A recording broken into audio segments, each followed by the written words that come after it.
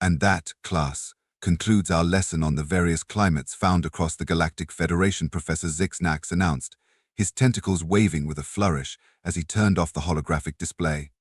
The alien students in the classroom chittered and clicked in response, their varied appendages twitching with excitement or relief. It was hard to tell which. As the professor's gaze swept across the room, he noticed a lone figure in the back, hunched over a datapad, furiously scribbling notes. The human exchange student, Sarah, seemed oblivious to the fact that the lesson had ended. Zixnax couldn't help but chuckle, a sound that resembled a garbage disposal trying to digest a spoon. "MS. Sarah," he called out, his voice a mixture of amusement and exasperation, "I believe you can stop writing now. Unless, of course, you're composing the next great human novel about the thrilling world of planetary meteorology." Sarah's head snapped up, her cheeks flushing a shade of red that made some of her classmates wonder if humans could change colors like some species of Andromeda VII. "Oh, sorry, Professor," she stammered, hastily stuffing her datapad into her bag. "I just got caught up in the bit about extreme weather conditions. It reminded me of home." The professor's eye stalks perked up with interest.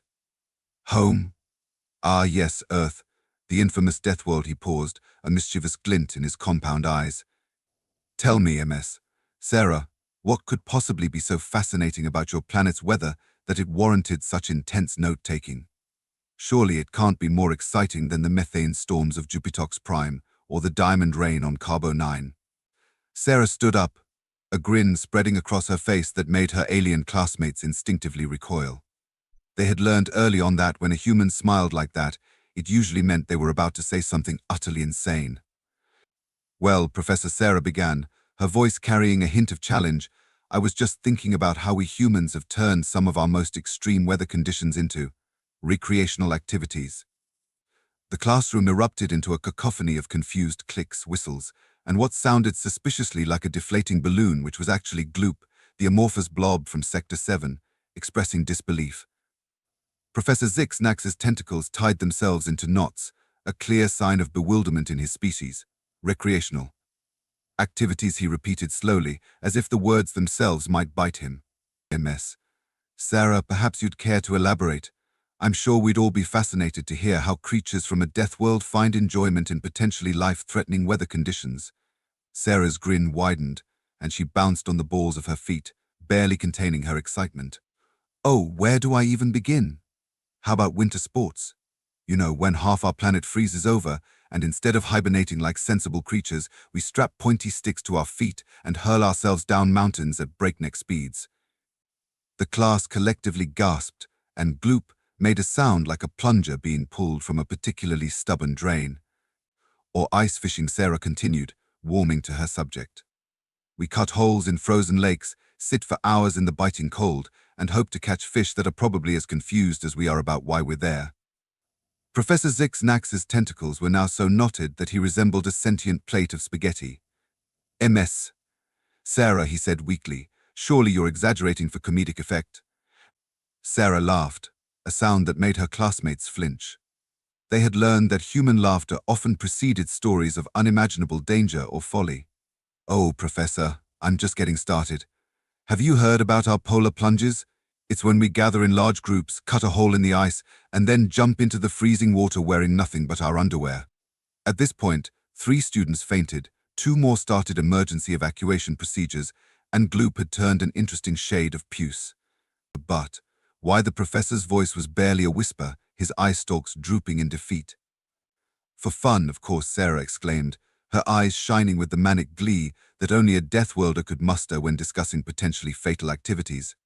"And don't even get me started on our summer sports. Ever heard of volcano boarding?" The entire class, including the professor, let out a collective groan that sounded like a choir of dying stars. They knew they were in for a long, terrifying, and utterly bewildering story time. Sarah, oblivious to the distress she was causing, launched into a detailed explanation of human winter activities, complete with wild gesticulations and sound effects that made several of her classmates wish they had chosen a different elective. "So, picture this," she began, her voice taking on the quality of a carnival barker trying to entice customers into a particularly dubious attraction. "It's the dead of winter. The temperature has dropped so low that your breath freezes the moment it leaves your mouth. The wind is howling like a banshee with a stubbed toe, and the snow is piling up faster than a Zorblaxian credit card debt. She paused, looking around the room with an expectant grin. The alien students stared back at her with a mixture of horror and morbid fascination, their various appendages twitching nervously. "Now, what do you think we humans do in this situation?" Sarah asked, her voice dripping with sarcasm. "Do we huddle inside our homes, wrapped in thermal blankets and sipping hot beverages like any sane species would?" A tentative tentacle raised in the front row. It belonged to XRLP, a cephalopod-like being from a water world. Yes," he ventured, hope evident in his burbling voice. Sarah let out a bark of laughter that made half the class jump.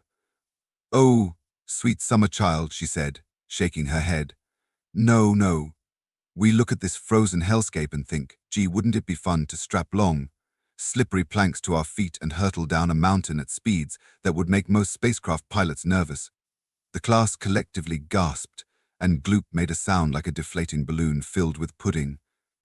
"Ladies, gentlemen, and beings of indeterminate gender," Sarah continued, now pacing back and forth at the front of the class like a deranged motivational speaker, "let me introduce you to the human winter sport of skiing." She grabbed a marker and began drawing on the hovering holographic display, creating a crude image of a stick figure on two long planks, positioned precariously on a sharp incline. "Now, the basic premise is simple," Sarah explained, her voice a mixture of enthusiasm and barely contained laughter. "You take these two planks, called skis, attach them to your feet, and then use gravity and a complete disregard for personal safety to slide down a snow-covered mountain." Professor Zixnax, who had been frozen in a state of horrified fascination, finally found his voice. But why?" he stammered, his tentacles twisting into knots that would make a Boy Scout weep with envy. Sarah turned to him, her eyes gleaming with the special kind of madness that only a Deathworlder could truly appreciate. "Why, Professor?" "For the thrill, of course. For the rush of adrenaline as you narrowly avoid trees, rocks, and other skiers who are equally insane. For the bragging rights of surviving nature's icy death trap." The class erupted into a cacophony of confused and terrified noises. Gloop had now turned a shade of green that suggested imminent regurgitation of his last 3 meals. "Oh, but that's not all," Sarah exclaimed, her voice rising above the din. "For those who find simple skiing too tame, we have extreme variants. Ever heard of ski jumping?" The blank stares and nervous twitching of appendages suggested that no, they hadn't.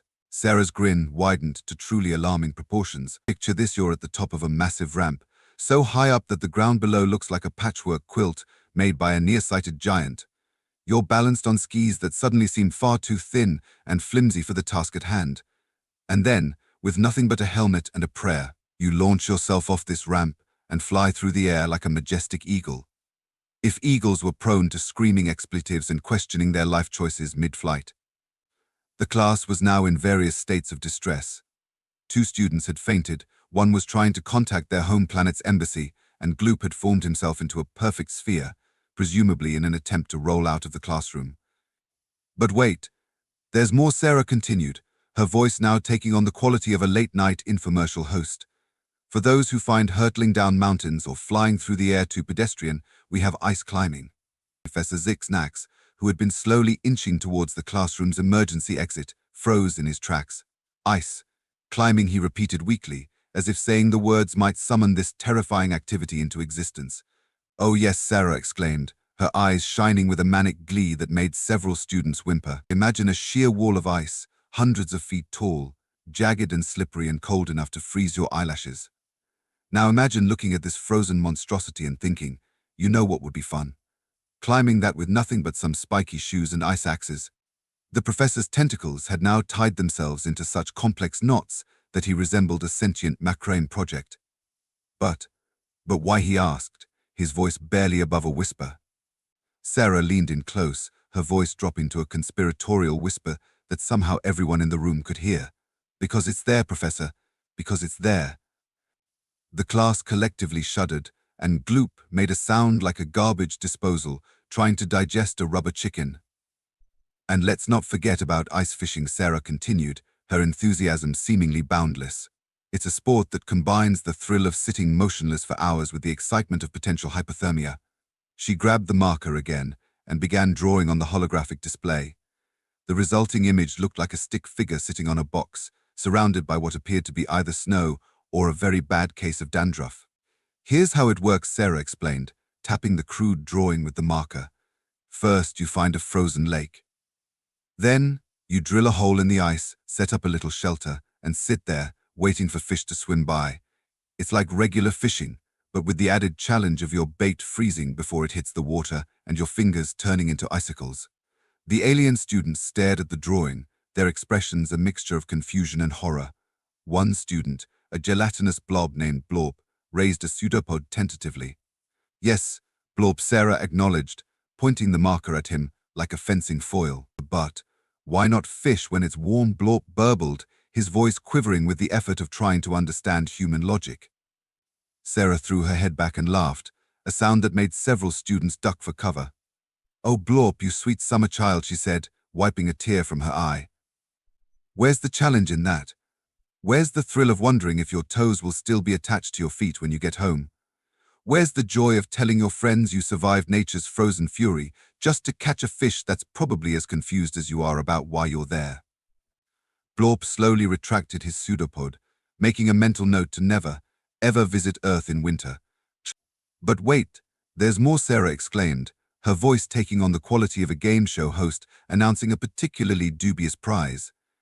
"Have you heard about our polar bear plunges?"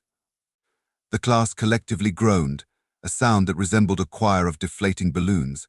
They knew they were in for another tale of human insanity. "Picture this," Sarah began, her eyes gleaming with mischief. "It's New Year's Day. The air is so cold it hurts to breathe. The ground is covered in snow and ice. Any sane creature would be curled up in a warm bed, nursing a hangover and questioning their life choices, but not us humans. No, we gather in large groups, strip down to our swimsuits, and jump into freezing bodies of water." Professor Zixnax, who had been slowly edging towards the door, froze in his tracks. You willingly immerse yourselves in freezing water?" he asked, his voice a mixture of awe and horror.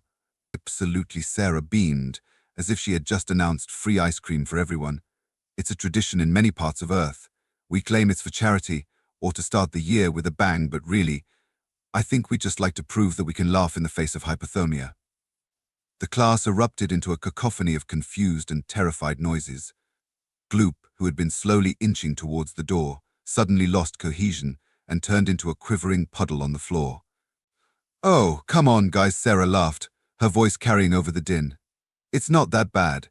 Sure, the initial shock feels like you're being stabbed by a million tiny ice daggers, and yes, there's always the risk of cardiac arrest, but think of the bragging rights." The alien students stared at her in stunned silence, their various appendages twitching nervously.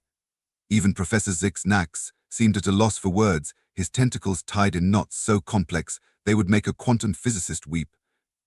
"But you know what," Sarah continued, her voice taking on a conspiratorial tone. "All of these winter activities pale in comparison to our most extreme cold weather sport. Ladies, gentlemen, and beings of indeterminate gender, let me introduce you to the pinnacle of human winter madness, ice yachting." The class collectively held their breath, or whatever passed for breathing in their respective species.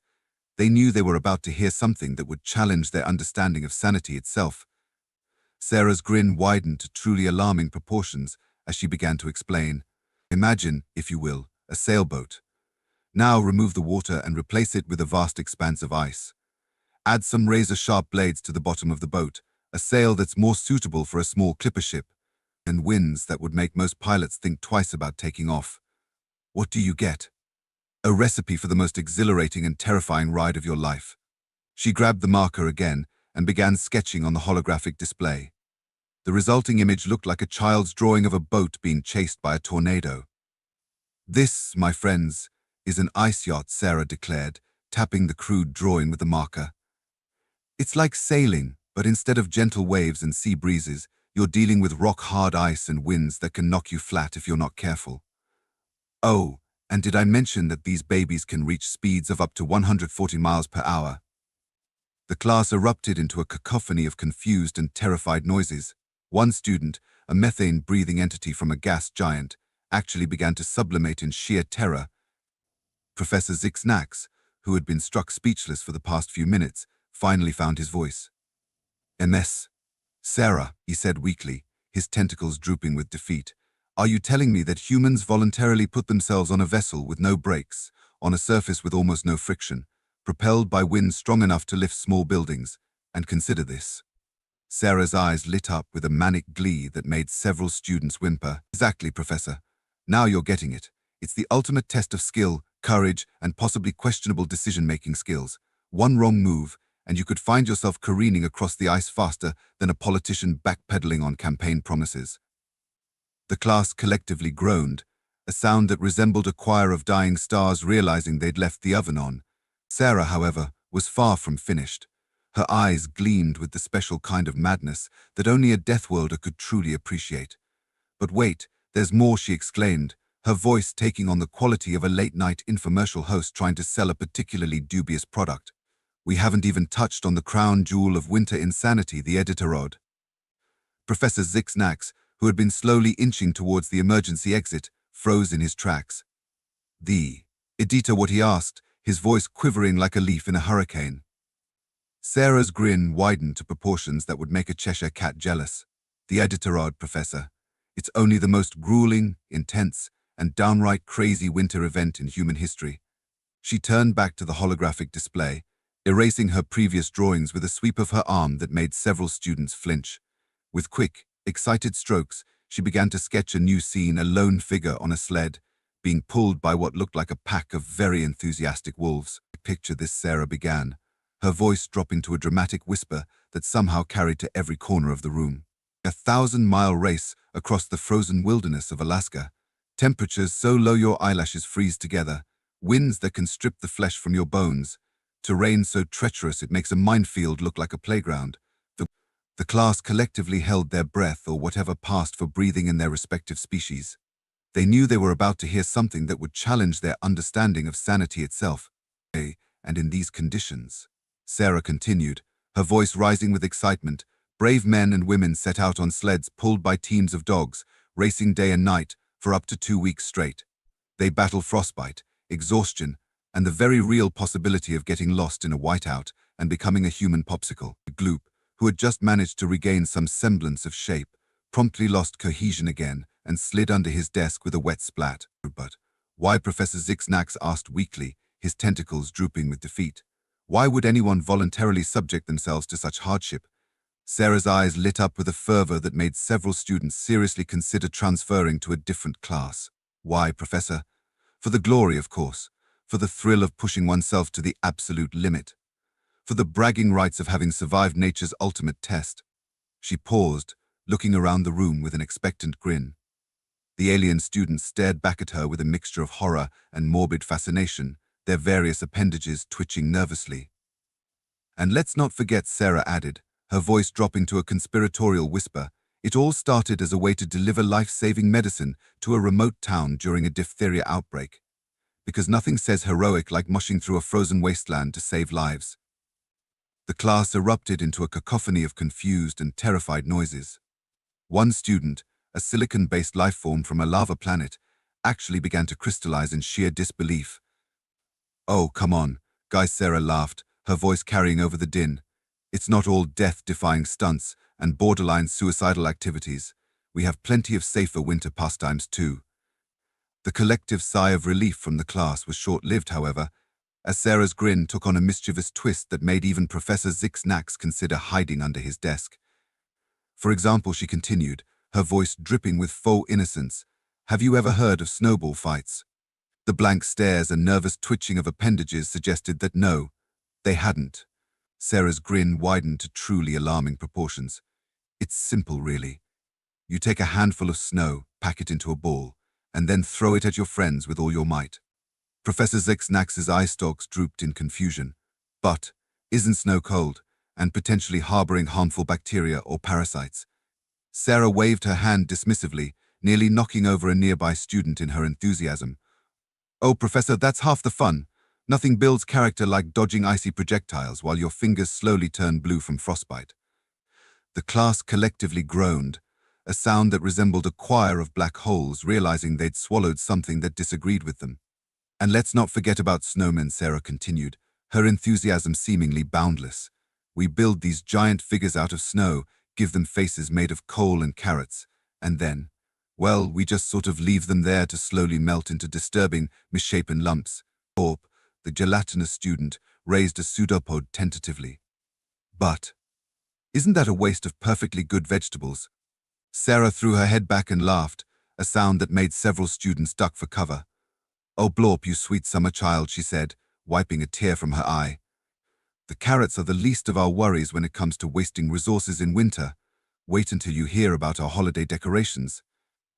The collective groan from the class this time sounded like a supernova deciding it wasn't worth the effort to explode. Picture this, Sarah began, her voice taking on the quality of a slightly unhinged tour guide. We cut down millions of perfectly healthy trees, drag them into our homes, cover them in shiny baubles and lights, and then watch them slowly die over the course of a month. And that's just the beginning. Professor Zix-Nax, who had been slowly edging towards the door, froze in his tracks. There's more, he asked, his voice a mixture of fascination and horror. Oh, Professor, Sarah said, her eyes twinkling with mischief, you have no idea. We string up enough lights to be seen from space, inflate giant cartoon characters on our lawns. And some people even pay exorbitant amounts of money to have fake snow sprayed on their windows, in places where it never actually snows. The class erupted into a cacophony of confused and terrified noises. Gloop, who had just managed to regain some semblance of shape, promptly lost cohesion again and began to seep through the cracks in the floor. But why XRLP, the cephalopod-like being, burbled from the front row? Why expend so much energy and resources for temporary decorations? Sarah's grin widened to proportions that would make a Jack-o'-lantern jealous. Why, XRLP? For the spirit of the season, of course. Nothing says peace on earth and goodwill towards men like a front lawn that uses more electricity than a small developing nation. The alien students stared at her in stunned silence, their various appendages twitching nervously. Even Professor Zix-Nax seemed at a loss for words, his tentacles tied in knots so complex they would make a theoretical physicist weep. But you know what, Sarah continued, her voice taking on a nostalgic tone that made several students brace themselves for another tale of human insanity. All of these winter activities, crazy as they may seem, pale in comparison to the most extreme, the most daring, the most quintessentially human winter pastime of all. The class collectively held their breath, or whatever passed for breathing in their respective species. They knew they were about to hear something that would challenge their understanding of the universe itself. Sarah's grin softened into a smile that was somehow even more terrifying in its sincerity. I'm talking, of course, about the great human tradition of complaining about the weather. A confused murmur rippled through the class. This didn't sound so bad? Oh, you sweet summer children, Sarah chuckled, shaking her head. You have no idea. Complaining about the weather isn't just a pastime for us humans. It's an art form, a way of life, a fundamental pillar of our society. She began pacing back and forth at the front of the class, her voice taking on the quality of a passionate orator. Picture this, it's the dead of winter. The snow is piled up to your eyeballs. The wind is howling like a banshee with a stubbed toe. And what do we humans do? We gather in groups, huddle for warmth, and engage in the most intense, competitive griping you've ever heard. Professor Zix-Nax's eye stalks perked up with interest. Competitive, griping, he repeated slowly, as if tasting the words. Oh yes, Sarah exclaimed, her eyes shining with a fervor that made several students whimper. It's like an Olympic sport, but with more sarcasm and less spandex. You start with your basic complaints, it's so cold my fingers are going to fall off, but that's amateur hour stuff. She paused for dramatic effect, looking around the room to make sure she had everyone's attention. The alien students stared back at her with a mixture of confusion and morbid fascination. The real pros. Sarah continued, her voice dropping to a conspiratorial whisper. They take it to a whole new level. They'll regale you with tales of winters so harsh they had to chip their dogs off fire hydrants. They'll swear on their grandmother's grave that it once got so cold. Their words froze in mid-air, and they had to wait until spring to hear what they'd said. The class erupted into a cacophony of confused noises. One student, a being made entirely of plasma, actually flickered out of existence for a moment in sheer disbelief. But that's impossible, XLP burbled from the front row, his tentacles waving in agitation. Words can't freeze in mid-air. Sarah's grin widened to truly alarming proportions. Of course they can't, XRLP. That's the beauty of it. It's not about truth or scientific accuracy. It's about who can come up with the most outrageous, over-the-top description of how miserable the weather is.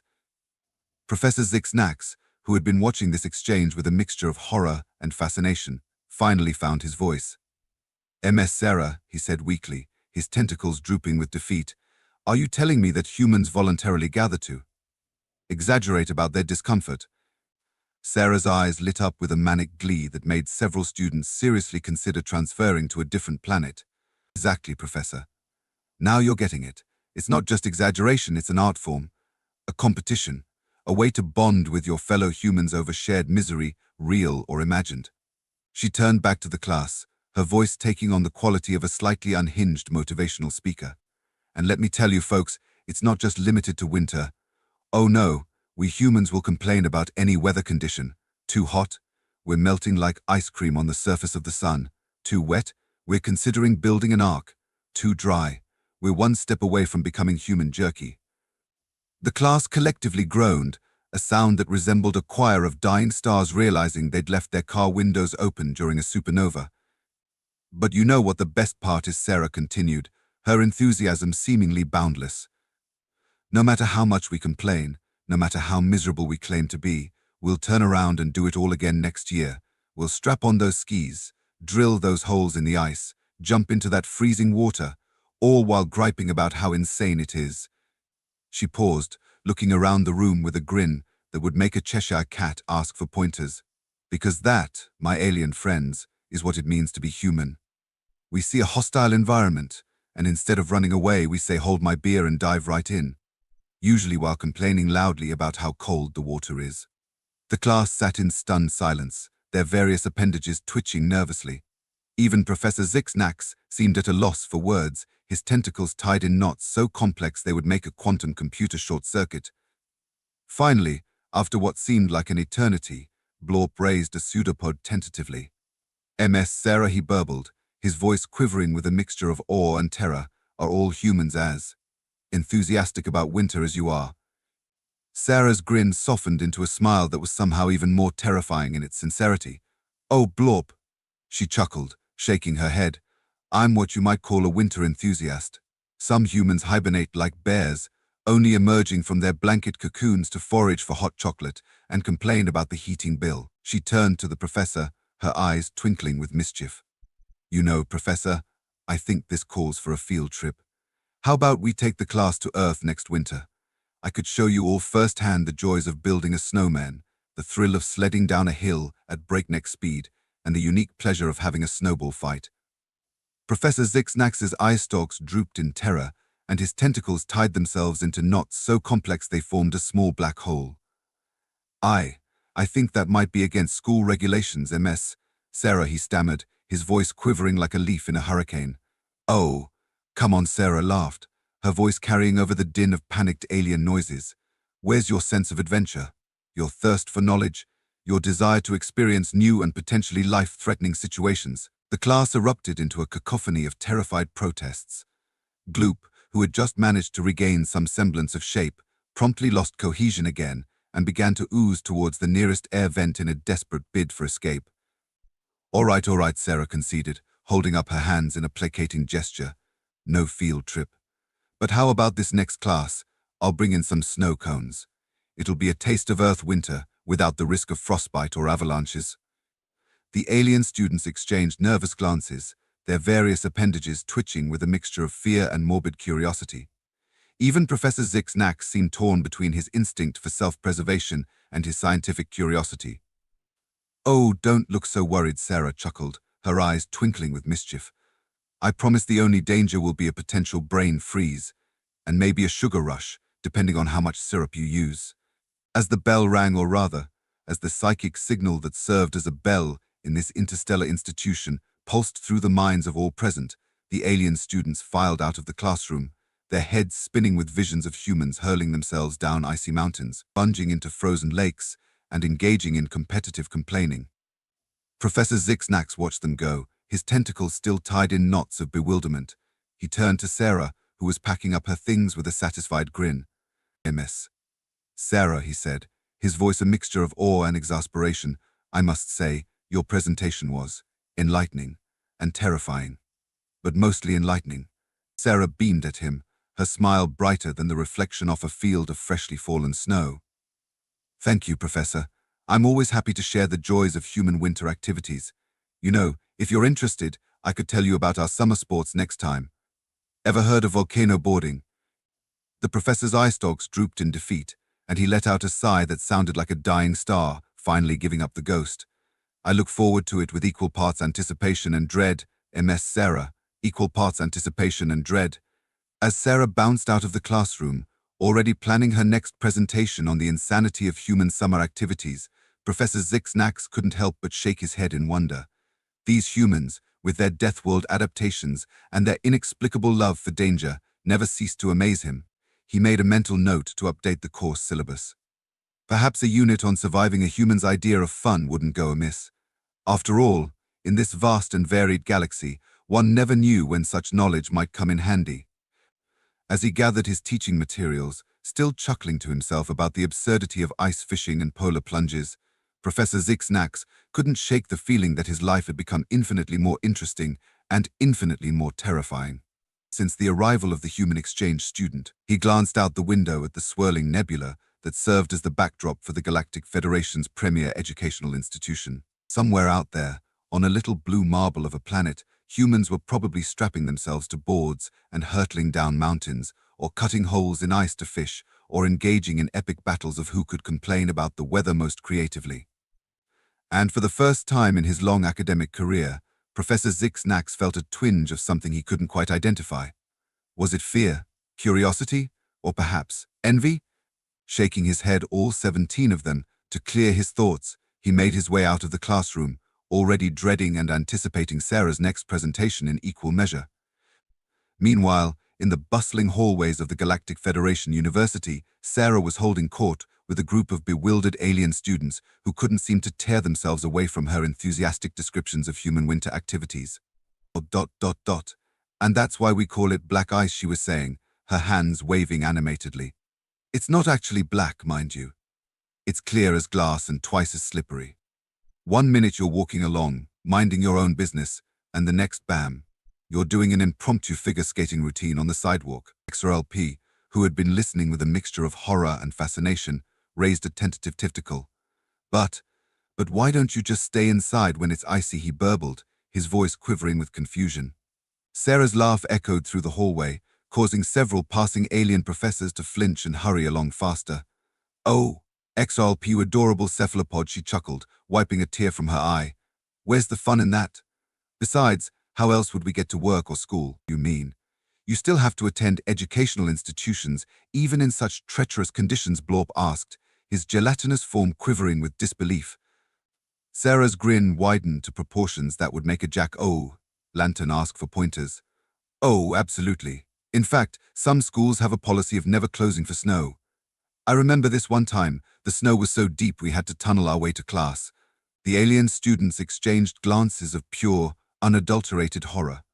Gloop, who had been hesitantly reforming nearby, promptly lost cohesion again and began to seep into a nearby potted plant. But surely, XOLP ventured, his voice barely above a whisper, surely your government provides some form of assistance during these harsh weather conditions. Sarah's eyes twinkled with mischief. Oh, they do their best. They send out these massive trucks to plow the snow off the roads.